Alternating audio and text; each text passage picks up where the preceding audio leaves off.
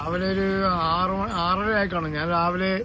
ഞാൻ റോഡ് സൈഡിൽ നിൽക്കുന്ന സമയത്ത് റോഡിന് വീട്ടിലകത്തോട്ട് കയറി അങ്ങോട്ട് ഇരുന്ന് ചായ പിടിക്കാൻ ഇരിക്കുന്ന സമയത്ത് ഭയങ്കരമായ സൗണ്ട് കേട്ട് ഇറങ്ങി വന്ന് നോക്കുമ്പോൾ എന്താണ് വണ്ടി മറിയുകയും നേരെ അത് ഉരുണ്ട് ആ ഭാഗത്ത് വന്ന് വീഴും. എന്നാൽ നമ്മൾ ഈ ഹൈവേയുടെ വിഷയം വെച്ച് നോക്കുമ്പോൾ ഹൈവേയുടെ പണി നീണ്ടു പോകുന്നത് ഏറ്റവും വലിയ വിഷയം. ഇത് ഏതോ ഭാഗ്യമെന്ന് പറയാം. ഞങ്ങളുടെ രണ്ട് മൂന്ന് വീട്ടുകാരുടെ ഭാഗ്യമാണോ ഏതോന്നറിയില്ല. ഞാൻ പള്ളിയിൽ പോയിട്ട് ഞാനും വേറൊരു കക്ഷി കൂടെ റോഡിൽ നിൽക്കുന്ന സമയത്ത് അങ്ങോട്ട് കയറുന്ന സമയത്താണ് സംഭവം ഉണ്ടാകുന്നത്.